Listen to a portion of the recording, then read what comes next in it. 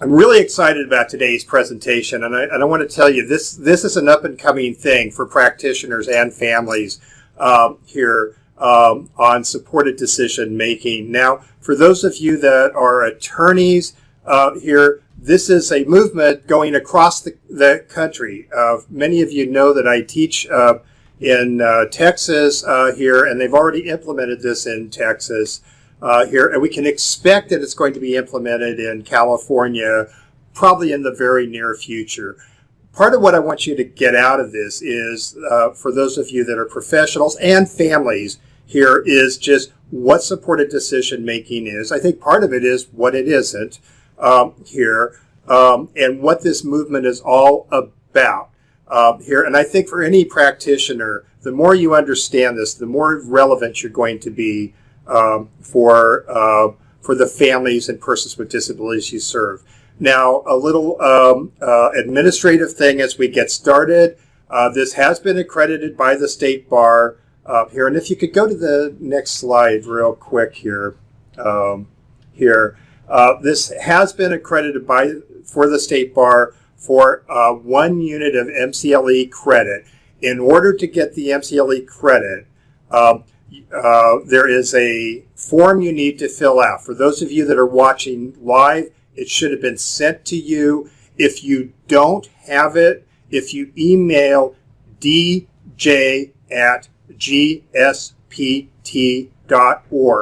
we'll have that sent to you, okay, here. And there also, when the program is finished, we'll have a link to that as well as the materials with it. Now, in order to get credit, you need to fill out the form, and also in this, there are 2 codes you'll need to transfer over so we can show the State Bar that this has been accredited for MCLE credit.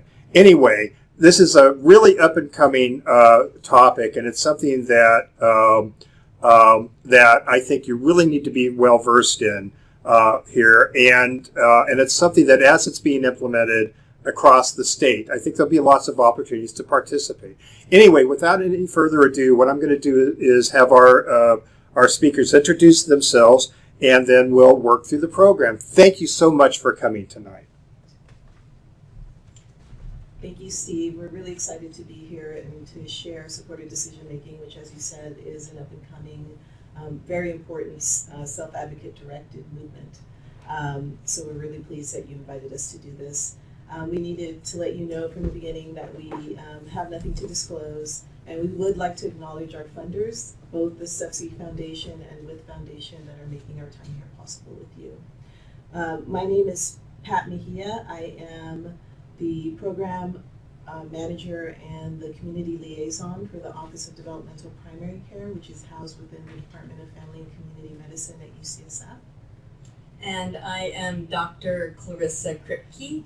I am a family physician on the clinical faculty at the University of California, San Francisco, and I run the Office of Developmental Primary Care.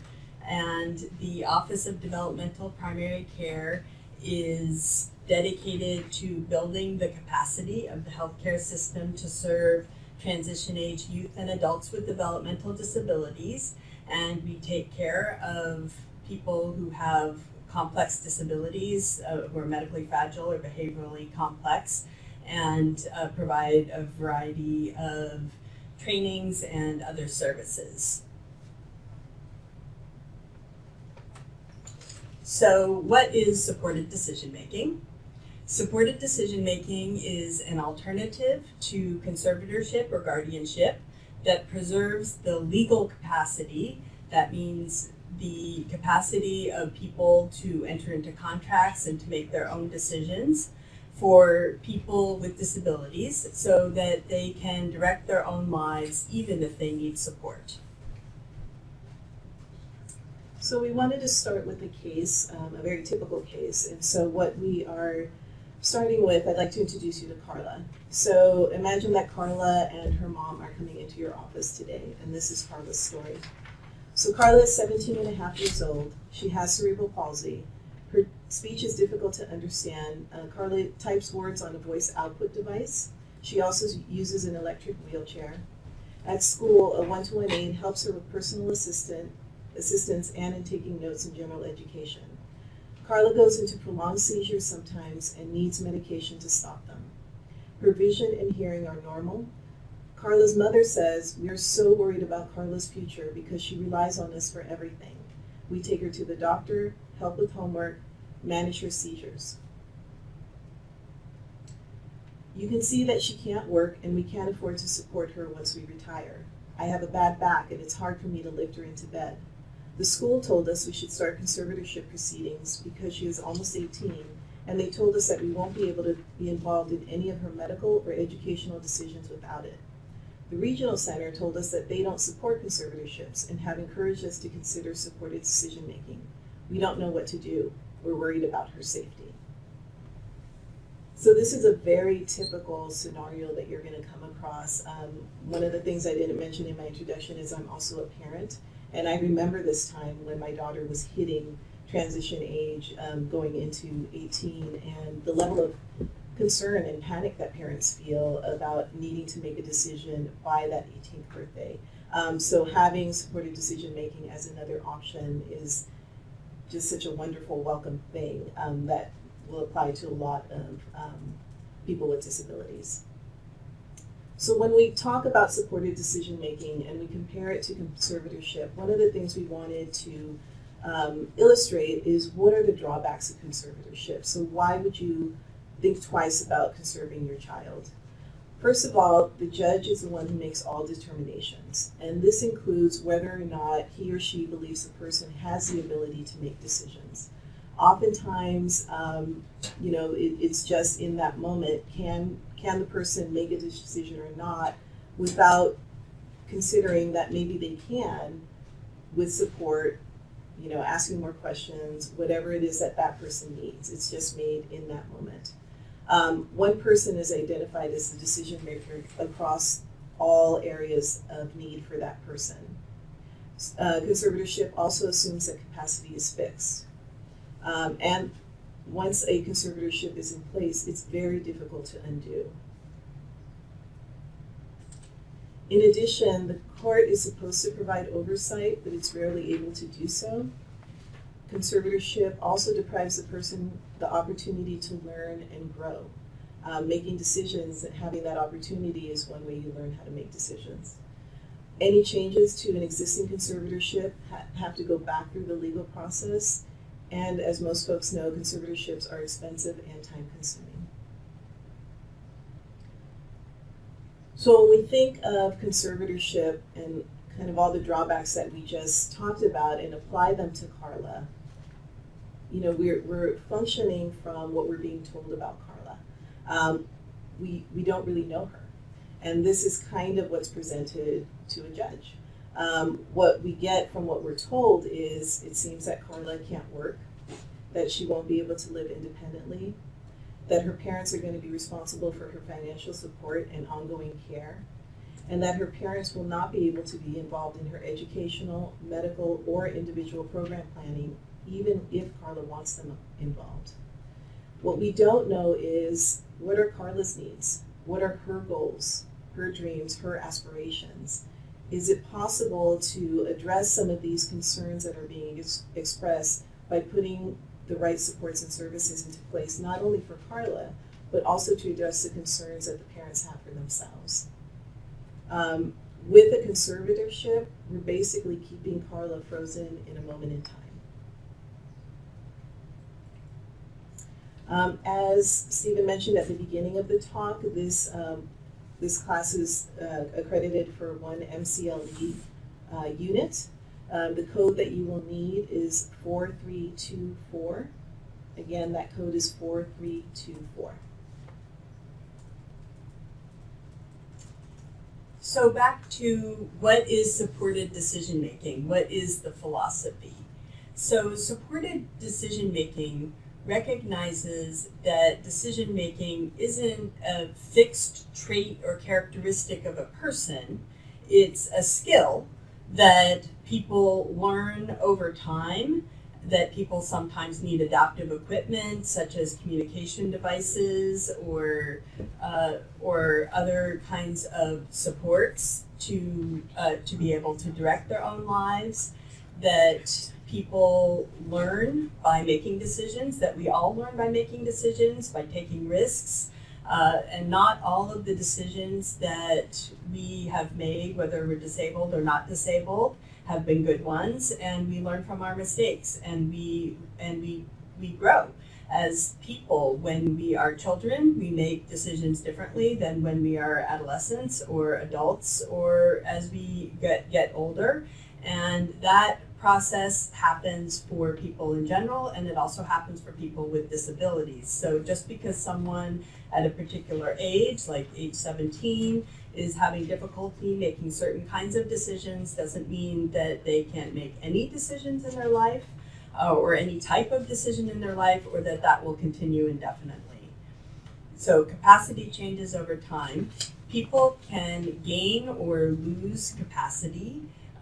We know that sometimes as people age, as their medical conditions progress, they can lose capacity, but they can also gain capacity. We have new technologies for communication. We have new educational technologies coming on board. And there are lots of people who were thought to be incapable of doing things, and may not have been capable of doing things because of their environment, because of how they're being supported, because of the opportunities they were provided, or because of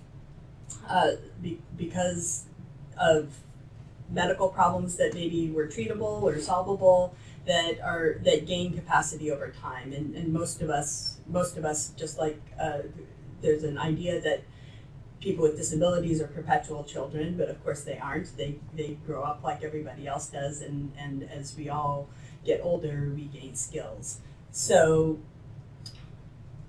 learning to accept the consequences of decisions means being given the room to make some poor ones. Of course, we don't want the first decision that you make to be one that has life-threatening consequences, but we all learn to make decisions by having gradual increases in responsibility, gradual increases in participation in decision making, and people with disabilities need those opportunities too. So learning how to make decisions and participating in decision making for yourself is a process. It's not an event. It's not like parents make decisions until someone is at the end of their 17th year and then they become 18 and suddenly have to make all decisions for themselves. This should be a process that happens over time.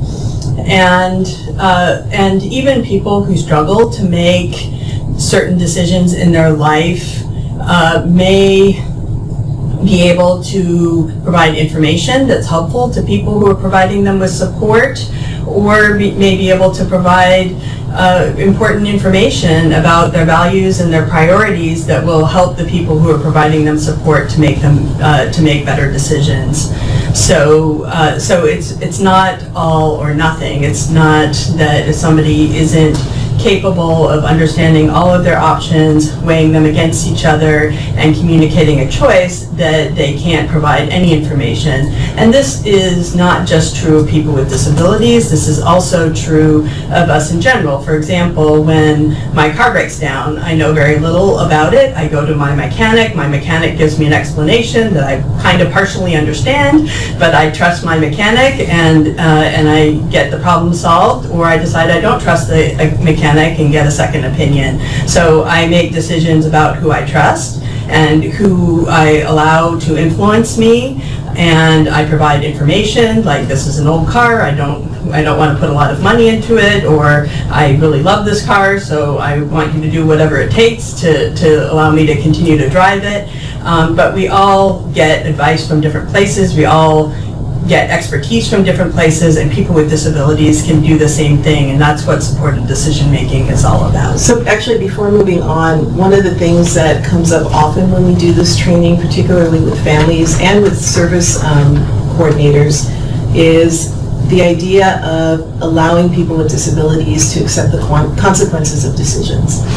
That seems to be the biggest hurdle, is that we are put in the role as parents, as supporters, to always kind of safeguard, when your child is young, you want to advocate for them, that's your job, that's your role. And learning to take that giant step back and respect the autonomy of the young person to make decisions for themselves, whether, again, like Dr. Kupi said, you believe that to be a good decision or a bad decision or somewhere in between, but allowing that learning process to happen is critical. And it's critical to safety. I think conservatorship often comes from, or the impulse to conserve someone often comes from the feeling of wanting to protect someone who they feel is vulnerable and who needs safety. But one thing to understand is that safety comes from people learning the skills to set boundaries, from being able to make choices to get themselves out of bad situations. And that when someone has, when a third party, when someone else has control over everything about your life, it's actually a very unsafe and vulnerable situation. And try to imagine that for yourself. Imagine if your mother could make all your decisions. Have you ever dated someone, for example, that your parents didn't approve of, or taken a job, or moved somewhere, or done a trip, or done any activity that your parent didn't approve of?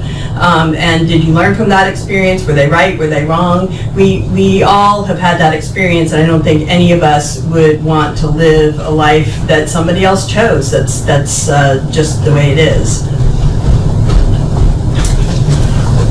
Supported decision making requires us to presume competence, and presuming competence doesn't mean that people have complete information. It doesn't mean that everybody has the same skills or decision-making capability, but what it does mean is that we come from a place of assuming that everybody, no matter how complex their disability, has the potential to learn and grow, that everyone communicates, and it's our job to figure out the best way to support their communication, their expression, and also to work on our skills at listening, because a lot of people are able to communicate quite fine if we give them our attention and if we develop our skills at really paying attention to what they're telling us.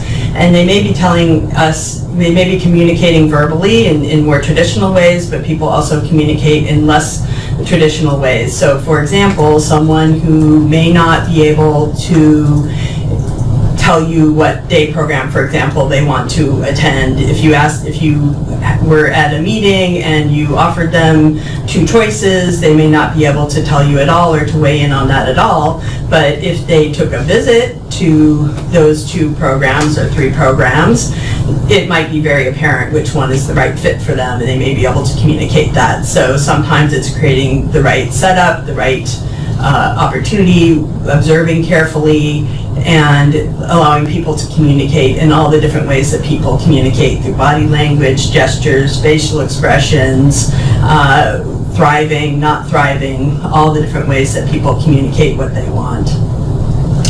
And presuming competence also means reminding yourself that change and growth are possible. Whenever I think that something that a person's condition may be fixed, it's not likely to be cured, that may be true, but we can't predict the future, and there's lots of examples of people with disabilities who were not able to do things, and when put in the right situation, given the right support, given the right adaptive equipment, given the right education, are able to do things that maybe they or the people around them never thought that they could do. So whenever someone says somebody will never be able to, I try to substitute the phrase, for the foreseeable future they're going to need this, or for the foreseeable future, or they can't do this, and add yet. But leave leave ourselves open to the possibility that change is possible, that people can build skills, that new adaptive equipment or environments can change where people can continue to grow. All of us have grown since we were kids, since we were young adults, and people with disabilities can and will too if we give them the chance. And most of us have probably done things that we didn't think that we could do at age 18.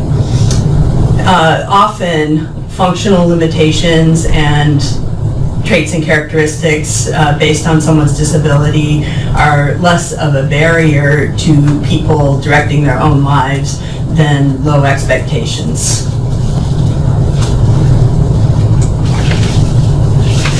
So based on if people are directing their own lives, what is your role as a lawyer? What is your role as a parent?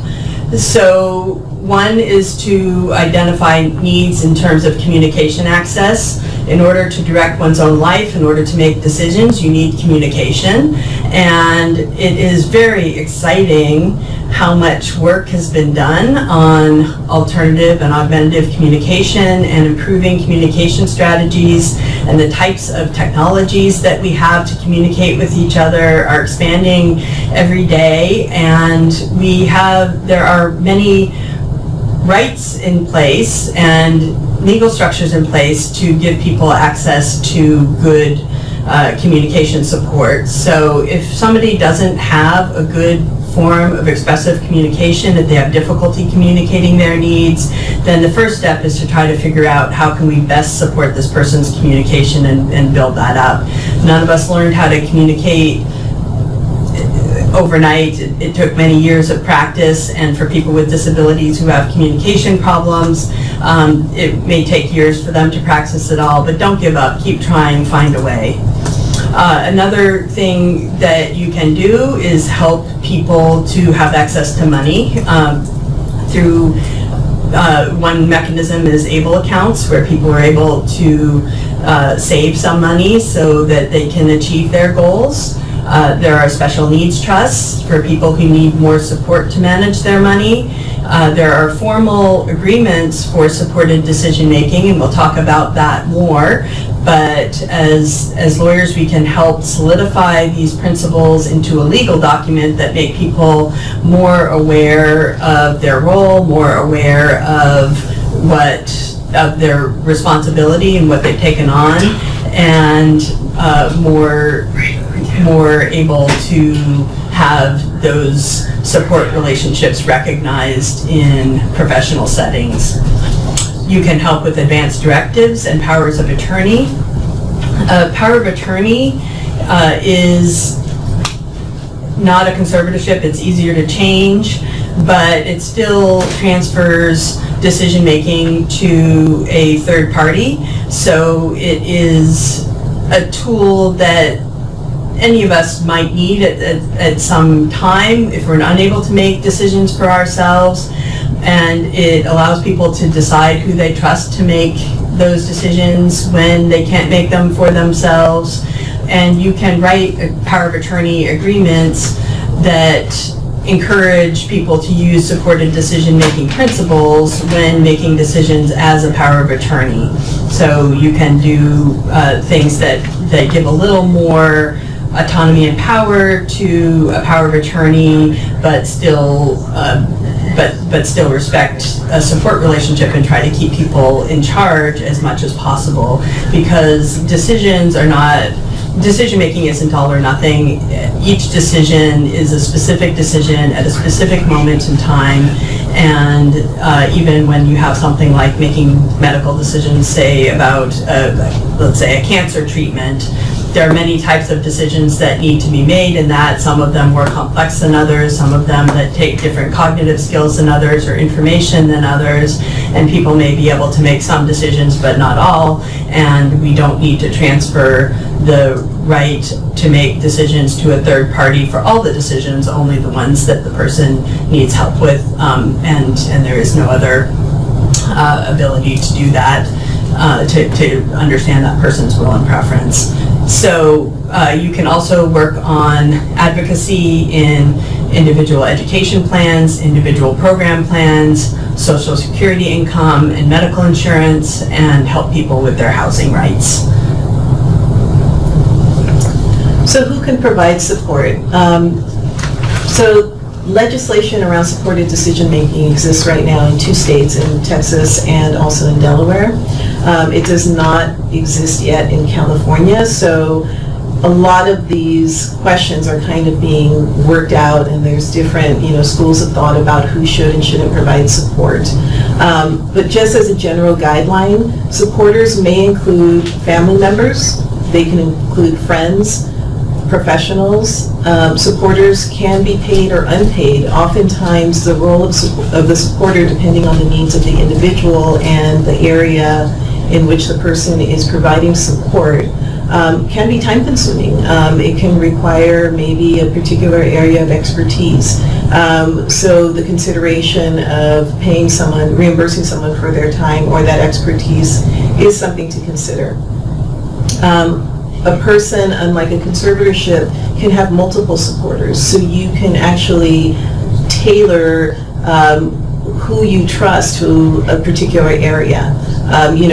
Going back to Clarissa's example earlier about your car breaking down and taking it to the mechanic, I always think of, I would want my sister who has expertise in certain areas to help me, for example, with, buying property or that sort of thing.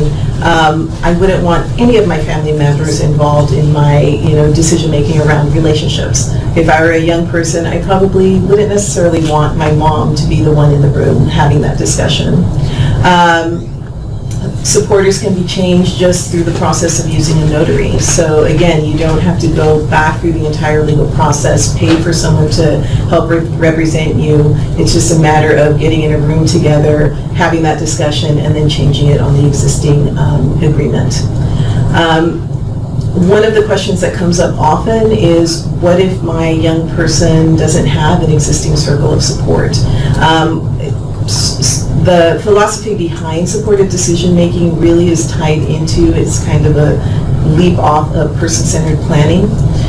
So sitting down and actually, utilizing the tools that exist. Person-centered planning has been around for a very long time. There's a lot of wonderful resources available out there on websites and through different parent groups that can help you start thinking about supported decision-making and how you can expand that circle of support. I can't remember now whether I read this or I saw a video clip of this, but there was a young man, oftentimes we think immediate family, immediate friends, and that makes our circle small. And sometimes it's a matter of thinking beyond that existing circle. The video or thing that I read was about a young man who, when he was putting together his person-centered plan and was asked, who are people that you trust? Who do you like? Who do you feel comfortable with? And one person that no one thought of except for him was his van driver. His van driver was a young guy, close to him in age. He was fun. He understood him. They had a very, very good rapport, and he had been his van driver for a while, so he actually had a lot of trust in him and thought, that's the person I want to help me with, social decisions. And it completely made sense. But again, it took the young man identifying that because no one else around him had thought to go beyond just immediate family and friends. It's a way, choosing multiple supporters and dividing up the responsibility can make providing good quality support a more manageable job. And it can help relieve parents who may be tired, who may be developing medical problems of their own, and who are worried about the future, and who know that they need to help build up the skills of other people because they may not be able to be there forever. And what I see as a physician is 2 things can happen when people rely too much on a parent for their support as they get older. One thing that happens is that as parents age, the quality of the support that they can provide deteriorates as they develop their own medical problems and they age. And that can happen slowly over time, so that there isn't a moment that creates creates a crisis where things get changed, and that can be tragic, frankly, or it can happen abruptly with an acute medical problem or something else. So spreading out that responsibility among more people allows people to build the skills, to build that circle of support, to share responsibility so that it doesn't rely so much on any one individual. And relying on one individual too much is a very vulnerable situation. It's not a safe situation for people to be in, and this is a way of helping to manage that and to provide people a more robust circle of support and circle of help. So who shouldn't provide support? And potential supporters may have a conflict of interest. Anybody who provides care or who funds care has an inherent conflict of interest. That doesn't always mean that they are not an appropriate person to provide support, but we should acknowledge that conflict of interest and work to manage it. Currently, there isn't a specific legal consensus yet regarding who shouldn't be a supporter. However, best practice is to avoid using the individual's healthcare providers for the same reason that a doctor should not be a power of attorney or listed in someone's advance directive. Healthcare professionals certainly provide advice, but they shouldn't be in the situation where they are the person's primary support. The person should have an external, independent source of support. Anyone who's involved in a legal action, including a conservatorship action against the individual, should not be a supporter.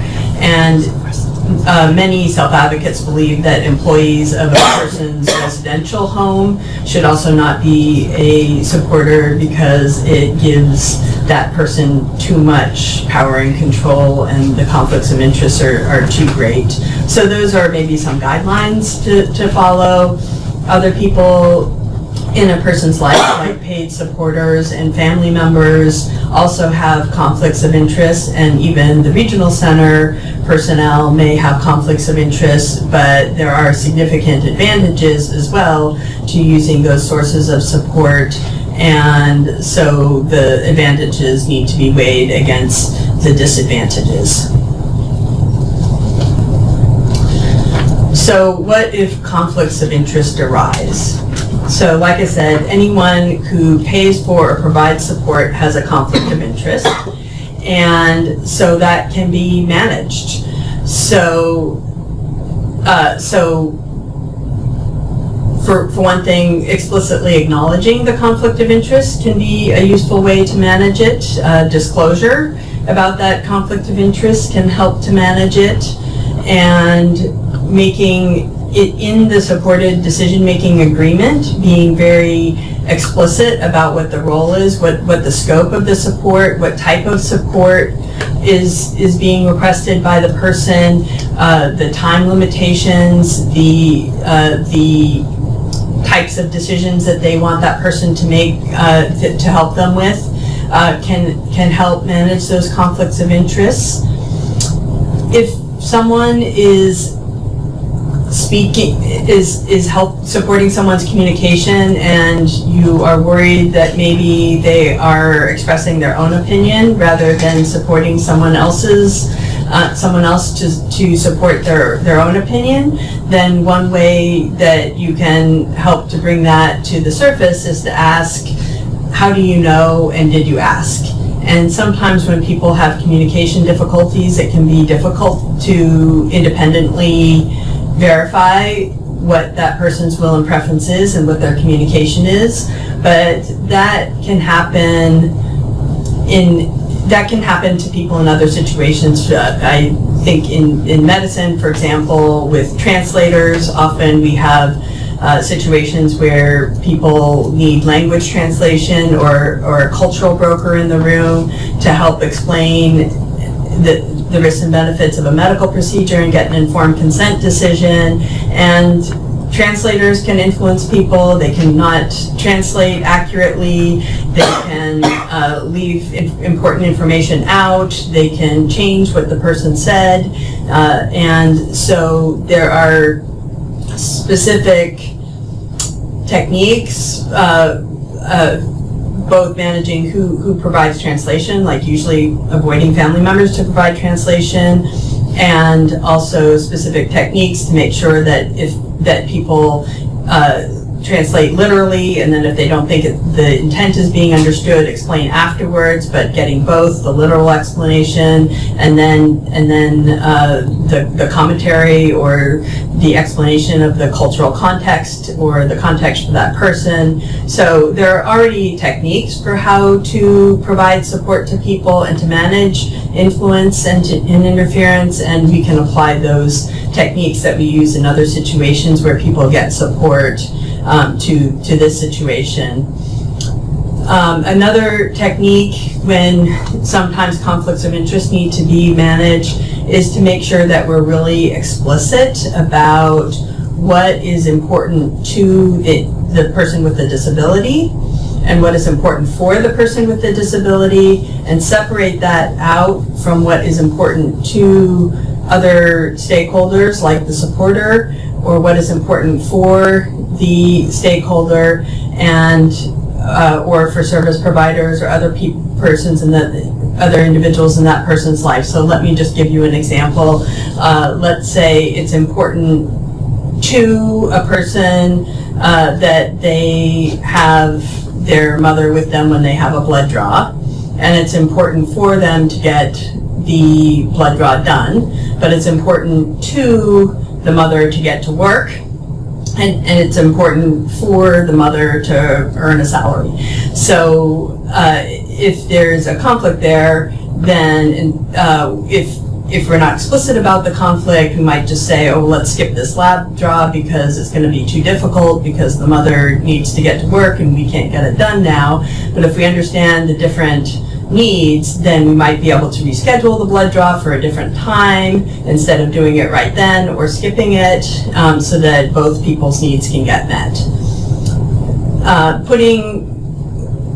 When there's somebody with a conflict of interest, especially when it's a difficult or controversial decision that needs to be made, then putting a facilitator or monitor in place may be necessary, or if so that I think especially when people have conflicts of interest and it's a difficult or contentious decision that needs to be made, then having at least someone in the room who doesn't provide services or fund services is who is there to monitor the process and make sure that the person's will and preferences are being respected can be a really helpful tool. And team meetings where the group gets together when people are being observed, when they're being when people have other options for who they can listen to, when they hear the debates and different advice or different approaches, then that can help to manage that as well. And also the regular team meetings also offer an in-person opportunity to go back and ask how did you know, did you ask? Because it may be that someone on the team assumed something and is moving forward with that, and somebody else actually had the conversation, whether it was in their realm of decision-making support or not. The way conflicts of interest work, of course, is that we're not always aware of our own unconscious biases, and we're often intending to do the right thing, but as a supporter, but maybe substituting our own opinions for the person's without realizing even that we're doing it.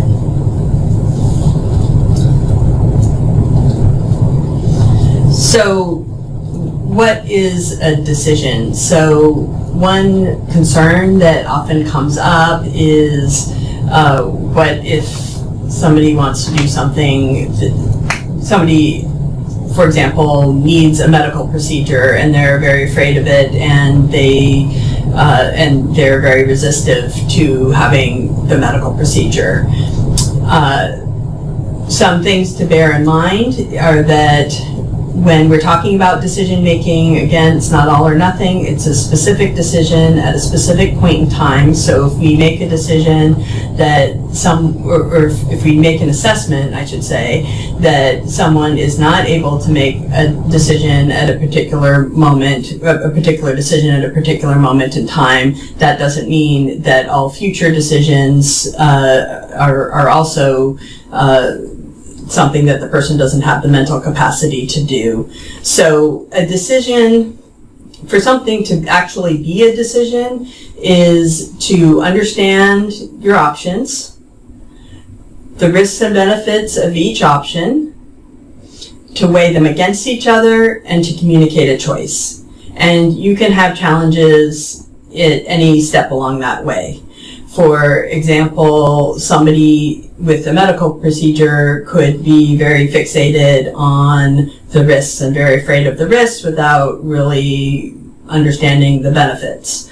Or they could understand each piece but have difficulty weighing very dissimilar things against each other, or they could have a communication problem with indicating what their choice is. So let me just give you an example that came up in my clinical practice. I have a patient who is afraid of needles, very afraid, and giving him a needle is a very dramatic experience. He yells, he says, "I don't want that."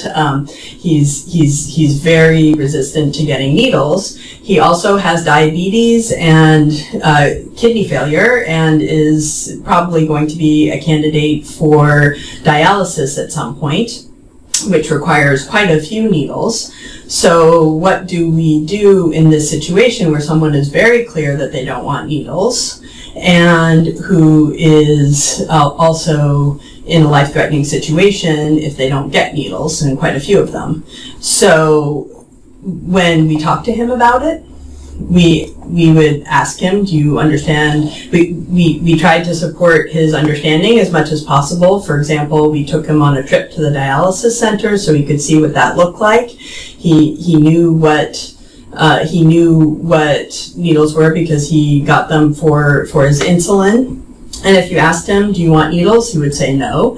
And then if you asked him, do you know what death is? And he would give you as reasonable an explanation as any of us. It's when we're not here, or something to that effect.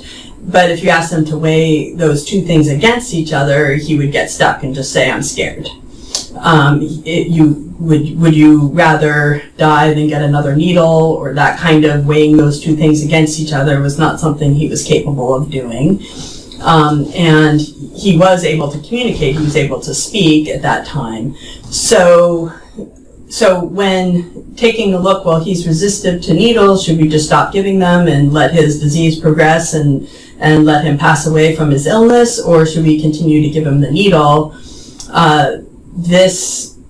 That was not a decision. Merely being resistant to needles wasn't a decision because he wasn't weighing the downside against the benefit and communicating a choice.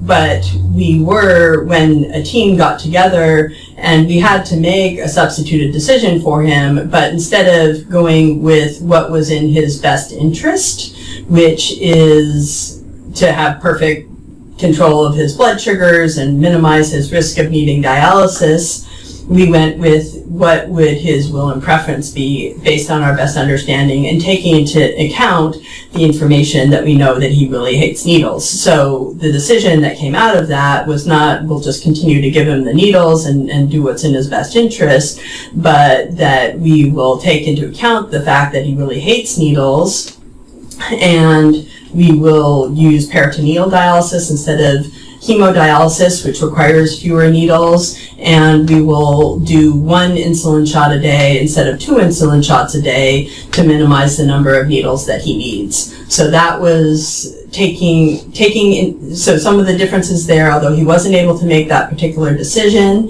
because it wasn't a full decision, he was able to contribute information, and the team use the principle of what would his will and preference be, our best understanding, as opposed to the principle of what we think is in his best interest.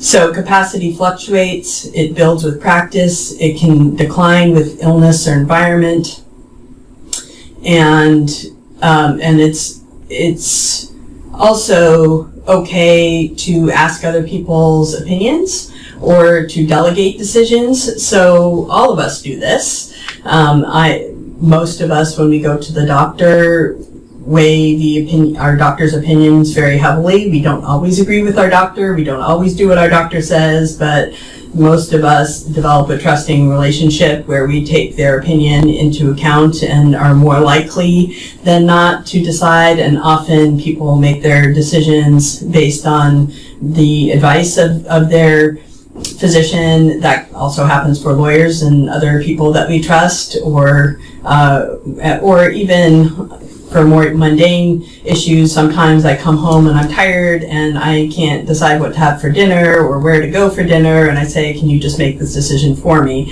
So choosing who you want to make decisions and deciding to defer to their opinion or advice is perfectly consistent with supported decision making. You're not forced to not take other people's advice.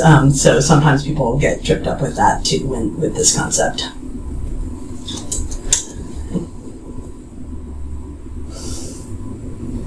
Trying to advance. It froze. We're not advancing? Yeah, it didn't advance. The slide didn't advance, but we can advance. Oh, there we go.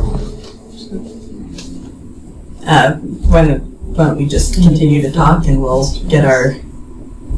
There we go. Okay. So when can supported decision-making be applied? So supported decision-making can be applied to all areas that you would consider for a conservatorship.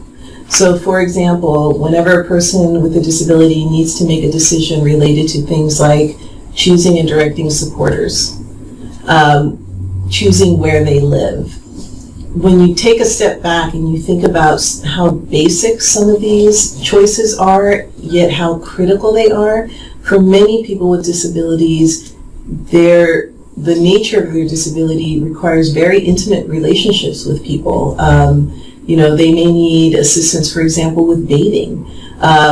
And to not have the agency to say, I feel more comfortable with so-and-so, I really don't want so-and-so doing that for me. When you put it in that context, really kind of wakes you up to why supported decision-making and the principles behind it are so critical.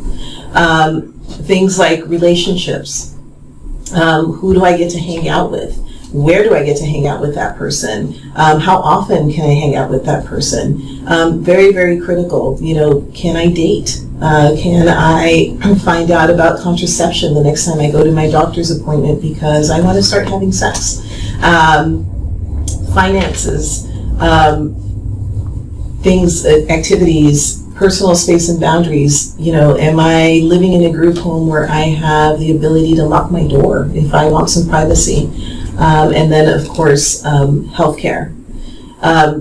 Just when we go back to the whole concept of people maybe not having the ability to make a decision in a moment in time and then growing into that and learning from consequences.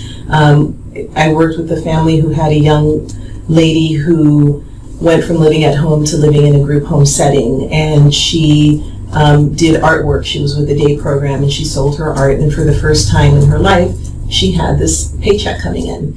And the very first paycheck came in and she decided, she had made a whole list of how she was going to spend that paycheck, and so she went out to the record shop and blew all of her check on CDs.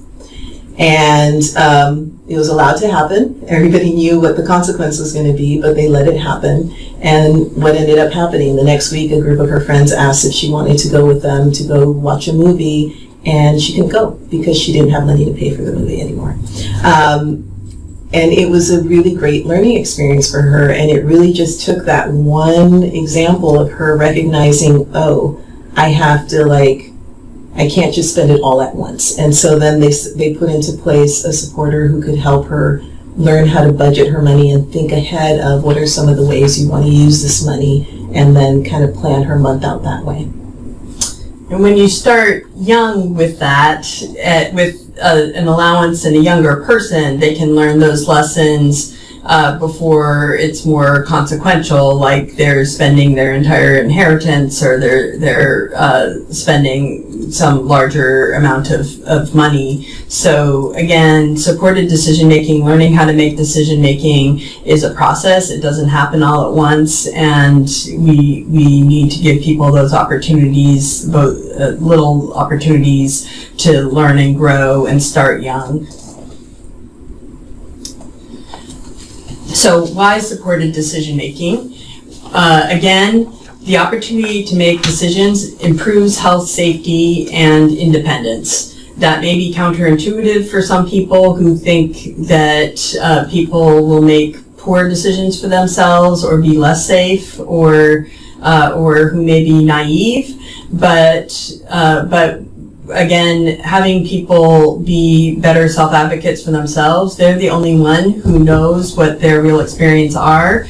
People with disabilities are very in tune to people who are not trustworthy, and when we trust them, when we respect their ability to set boundaries, when we teach them the skills to set boundaries, when we tell them not to ignore their feelings if they feel unsafe around somebody, if they don't trust somebody, if we support that instead of undermining their trust in their own in their own intuitions about that, then it actually makes them safer. And when we teach people to obey, compliance training, when we teach them that you should always listen and do what an authority figure or a parent or a teacher says, then that actually puts people at more risk for abuse. People with disabilities are responsible for the outcomes of their decisions, and that responsibility that goes along with the right to make decisions helps people learn and grow, and it's an important opportunity that we all need. And exposing people to rich experiences, being supported by different people, not just a parent, but other kinds of supporters, allowing people to receive care from other people is really an important skill that people need to learn. Even if you're expected to, it's anticipated that for the foreseeable future you're going to continue to need personal support, maybe even intensive personal support. Learning how to manage and set boundaries with those people who provide you with support, and to direct them and to tell them what kind of support you need and want, and to back off when that support is not wanted or needed, is a really important skill for people with disabilities to have. It's part of helping people to become self-directed and adults. We learn to make decisions by making decisions. It's okay to take risks, and it's okay to fail. We're sometimes afraid to let people fail, but that is actually a really important experience. So what goes into a supported decision-making agreement? Again, there's not a formalized process here in California, but there are some best practices, and at the end of the presentation, we'll review some of the resources that are part of our handout, where you can actually see sample agreements. So basically, it's not a lot of legalese. It's not complex. You identify who the supporters are, contact information, what their role is going to be. You identify the different areas of need that the person with a disability has. You include a statement on supported decision making so that everyone is clear on why we're doing what we're doing. Define the roles and boundaries of each of the supporters named within the agreement.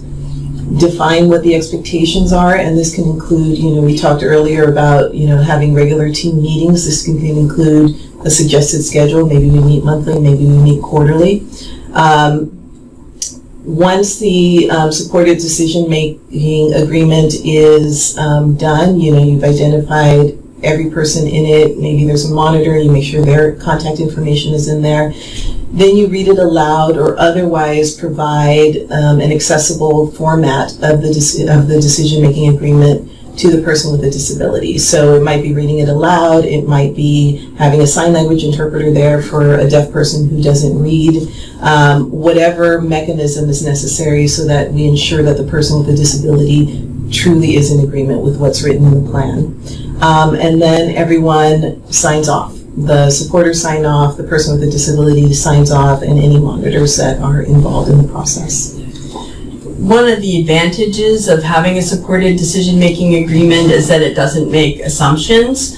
And for example, sometimes we just assume that family members will step up to help make medical decisions, financial decisions, or other kinds of decisions, but those family members have perhaps a sibling or perhaps a parent or other relative may not really be committed. So this is an opportunity for them to say, you know, I'm not comfortable doing this, or I don't have the capacity to do this, or it's not a role I want. So everybody signs off instead of just making assumptions that people will provide support. And it provides a more formalized moment where people can say, you know what, I signed and said I was going to provide the support, but my circumstances have changed, and now I need somebody else to take this on. And instead of having to go through a judge and maybe have that judge say, tough, you have to keep doing it, you can work with that person to identify a new supporter who can take on that role. And people can, when we're talking, just to be concrete about what it means about identifying the needs, for example, you could say, I would like you to come to my doctor's appointments with me to support me, but I want you to stay in the waiting room while I meet with my doctor and only come in at the end of the appointment after the physical exam to hear the recommendations and assist me with following through on them.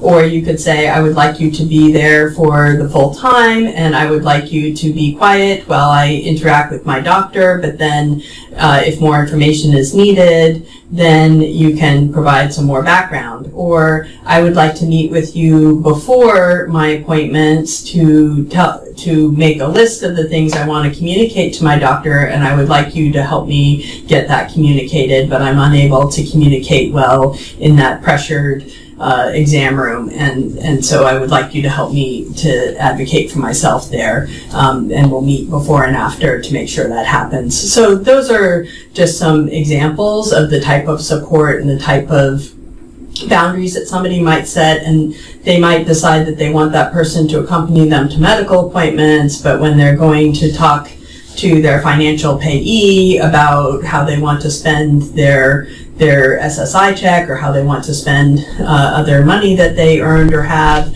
then they might want to rely on somebody else. And they may want one person to go to primary care, but a different person to go to a specialist's office. All those things are possible. This is very flexible and it can change. And it also is quick. So if circumstances change, which they can very quickly, quicker than you can go to a judge and have something changed. For example, somebody's medical condition changes very quickly and you need someone to step in and their usual supporter isn't available, then you can identify a new supporter and formalize a new agreement very quickly. And that is an important thing when you want to make sure that people have continuous support. So I think there is some concern, are people going to have the support they need when they need it? But I can assure you, having worked with many conservators over the years, that just because someone's conserved doesn't mean that conservator will show up or be available or participate when they're needed. In fact, they frequently don't, and yet they have that legal responsibility, and there's really no way to address it when they simply don't show up or simply don't make a decision. So some of this may sound intimidating, but you're already doing it. The Lanterman Act in California, which is the law for the regional center system, is based on supported decision-making principles. We already presume competence in the law.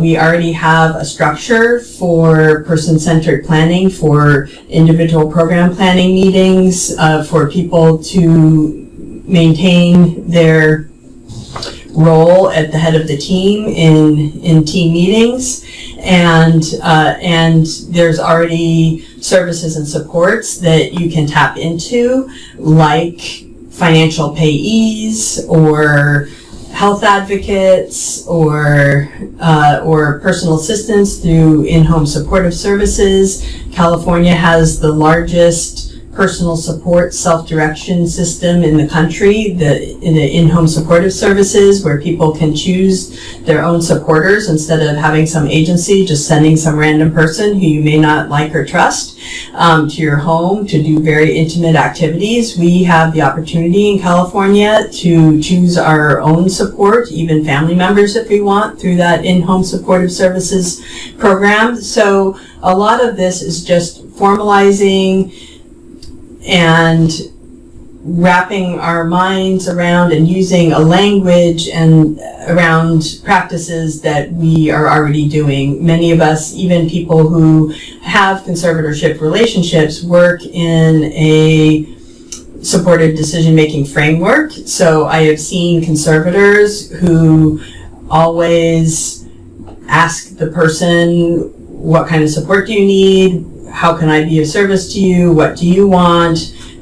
When they're making decisions. So even if you have an existing conservatorship, you can still operate in supported decision-making principles as you fulfill that role. So it's both a philosophy, it can be a legal agreement, but if you have other legal agreements, you can still work towards helping people to direct their own lives.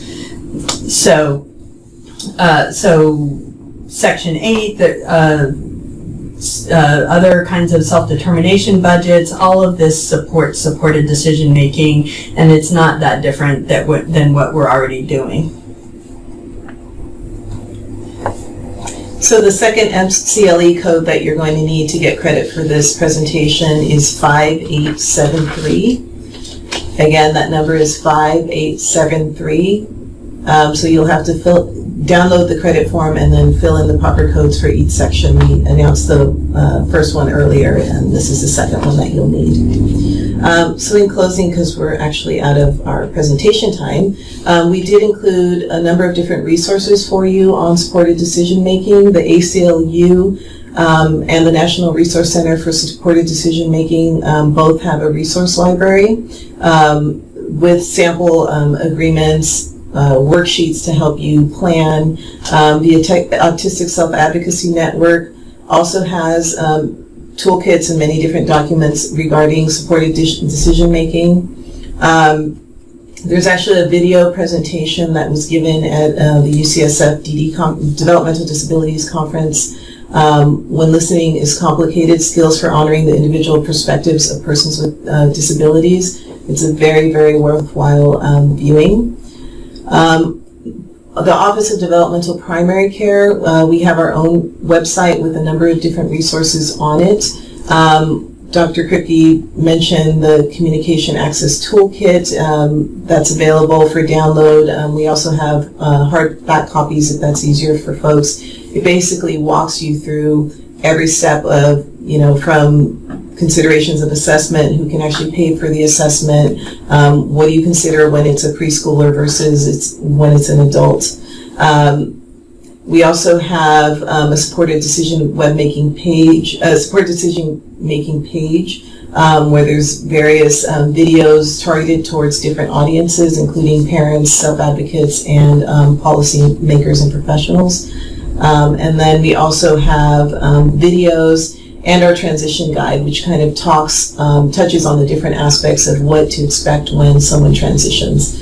And it's written from the perspective of a person with a disability. So it includes a lot of great tips and things to think about that you might not otherwise get.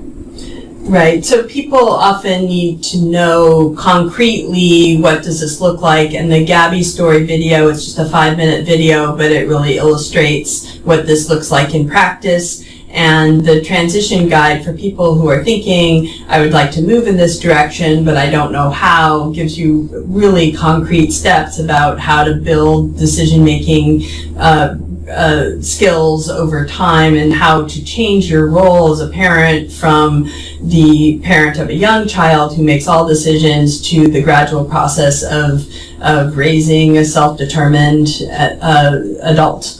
who's capable of making their own decisions, and it gives a lot of concrete steps and concrete ideas about how you can make that transition, because it's a challenge. So here's the website. There are many other resources on it, and we want to move to your questions. Thank you. Excellent. So, we do have a couple of questions here, and I'll tell you, I'm learning a lot about this. And just kind of a comment, this hasn't been implemented in California, but for instance, I teach in Texas, and it certainly has been implemented there. It's just a matter of time. So we're kind of getting a head start here, which is pretty much a good thing. Here's one of the questions. Are most physicians familiar with supported decision making, and what would you do if you ran into a situation where they were not? That's a really good question.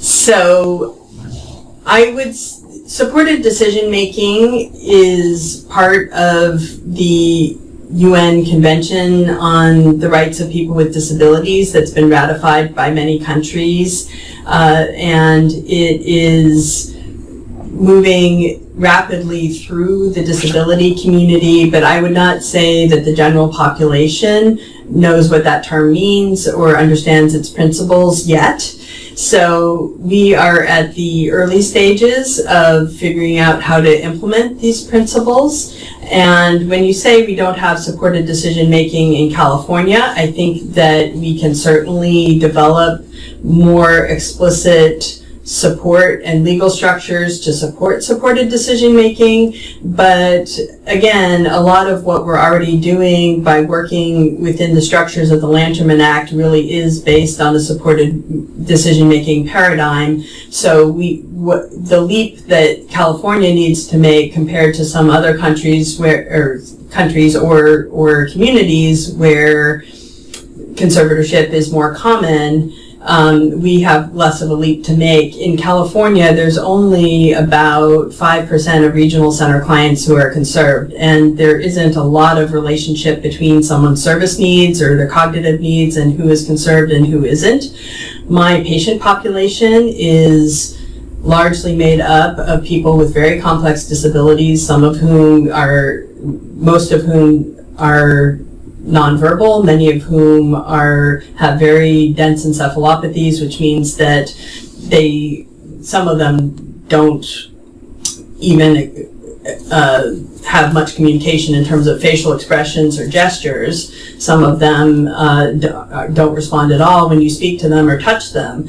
And yet we use these supported decision-making principles, who we think their will and preference would be, to guide them through their lives. And we make medical decisions and we make other decisions as a team, managing our conflicts of interest and thinking about them individually, and it works just fine. So it's really, it works well, and I don't see a lot of difference between the quality of the care, the quality of the life, except in positive ways for people who are operating in who don't have conservators versus those who do. And in fact, I think when you don't have a conservator involved, it challenges people to do the work to really think through all the different issues and gather all the stakeholders, whereas where there's a conservator, sometimes you take the lazy route, which is just to say, here, sign this, or you make this decision without doing the work of really understanding the context.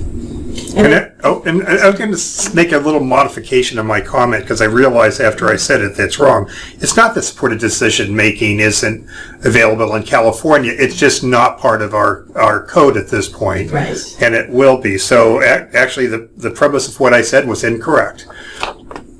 I was just going to add that I know that parents are very concerned of, bringing in the supported decision-making document where a clinician has never seen it before. HIPAA rules apply. People are very, concerned and confused about HIPAA and when, how it applies and when it doesn't apply. Sometimes hearing it from another source is helpful. You can refer them to our website. You can download. We have a section that is written on SDM specifically for professionals, and share that information with them. So part of this whole process is, again, it's an old practice being applied in a new way, and we're all kind of learning and growing together. So part of the practice, really, the onus is on all of us to help educate one another. I think in terms of helping physicians to understand the role, having a formal agreement can help doctors to feel more comfortable that they have that they're operating under HIPAA and the person's role, will and preference, that they're respecting the law. This can actually help physicians with their concerns about HIPAA because it does create a formal agreement. So instead of just a parent coming into the room with no formal, for their adult child and no formal agreements, this can formalize things in a way that can make doctors more comfortable. And when I explain it to doctors, I often use things that they already understand. So I talk about either translators or cultural brokers. So this is just like using a translator or using a cultural broker. Just because you can't confirm independently that you can't communicate or confirm independently that this person wants a procedure, doesn't want a procedure, with the help of their translator or the cultural broker, they can, and that translator or cultural broker is not making decisions for them. They're just providing support to get that person's will and preference. So doctors understand that analogy. We just say this is like having a cultural broker, only it's for disability. So sometimes I talk about it like that, and I also talk about it in terms of what they're concerned about. This is a resource for you to help you get informed consent decisions made more efficiently, and to help to make sure that your care is successful, because we're going to help implement this healthcare plan. We're going to provide the support this person needs to be able to implement the plan. And when you put it in terms of this is going to make your life easier, this is going to save you time, this is going to save you resources, this is a help to you, then doctors are usually very enthusiastic. Great. Now, our office, for instance, does a program on conservatorships, but we go through a whole section on trying to find the least restrictive alternative, which is certainly relevant here. Now, I know I've had some problems in the past, and I think this is sometimes it's a cultural bias, that oftentimes folks assume that somebody who looks different or is nonverbal doesn't have capacity, and then on the other side, or is fully engaged, on the other side, they may assume that somebody who looks normal, this might be somebody in the spectrum, certainly is engaged and has capacity. Now, I know in the past, I've suggested that oftentimes having a letter from their physician might help with that, because once again, I would suppose that a concern would be, like in an emergency, are these things going to be accepted here? I've had situations where I've had had powers of attorney not accepted because actually in this case a person in the medical records has said, well, obviously this person doesn't have capacity, which I think we can all assume that just by looking at somebody you can't tell. I mean, any thoughts along that line? Yes. So yes, this happens a lot where people make assumptions based on someone's appearance or how they communicate about what their mental capacity is. And again, we can't write a letter saying this person is always going to have the mental capacity to make a decision or never going to have the capacity, because it fluctuates, it changes, the context matters, the kind of support they matter, the environment they're in matters. But what is really helpful in that situation is what we call a health passport, which is, or an accommodation letter. And we have forms for this on both the Aspire Health, autismandhealth.org, or our Office of Developmental Primary Care website. We have different forms for this, and those forms describe someone's accommodation needs, and so how does this person communicate, important information about this person, what their values are, what they like, what to do in different situations, like how to get their support for an exam, or how to get their support, how to help them relax, or support for a procedure, So you can put a lot of different information about, could you turn off the lights because I'm sensitive to fluorescent lights and I can't listen to you when they're buzzing.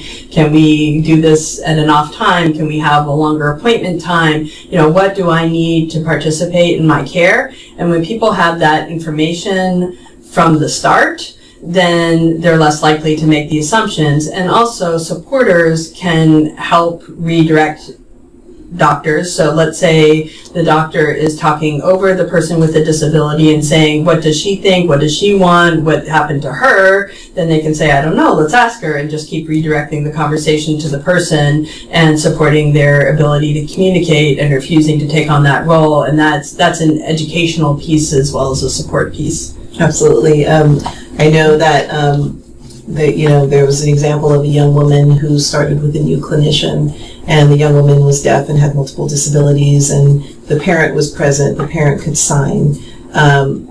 The clinician had some experience with people with disabilities, and the great thing, the parent and the person with the disability thought, okay, here we go, we're going to have to educate yet another clinician on the fact that I'm in the room and I can communicate and make some decisions. But this clinician already knew what to do. She spoke to the person with a disability. There was a language beyond just the signing. There was an expressive language disorder there as well. Got as much information as she could, and then asked the person's permission, can I get more information from your parent? Which is similar to the example that you gave earlier. But that is, just there's different ways to get around these sorts of challenges that come up, and that's just one example. On the Office of Developmental Primary Care website, under the Advocacy tab, there is a whole section called What I Wish My Doctor Knew, and it has what do I wish my doctor knew about non-traditional communicators? What do I wish my doctor knew about the people who accompany me to doctor's appointments? There's sensory disabilities. There's a whole range of 1 to 2 page handouts that can be given to a physician to help educate them. And also, as you mentioned, on the supported decision-making section of our website, there are specific handouts that explain what supported decision-making is for medical professionals that uses language and framing that they understand. And the What I Wish series that Dr. Kirby referred to were all written by self-advocates. So it's coming from that authentic voice of, here are some things you can do to make it easier. And so they're extremely valuable tools. Yeah, and in my opinion, it is respecting someone's supported decision-making agreement and relationship is an ADA issue, and the lawyers in the room can weigh in on whether there might be any recourse if someone refused to honor that relationship.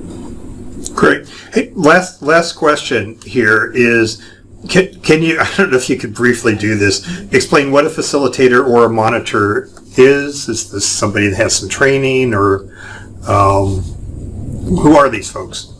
A facilitator or a monitor, I don't think there's a formal definition that supported decision-making and how to implement it. Of course, it means a lot of different things in different contexts because people with disabilities are so varied in what kind of support they need and what kind of community they live in. So there isn't a specific legal structure or title or something that is particularly funded, but it could be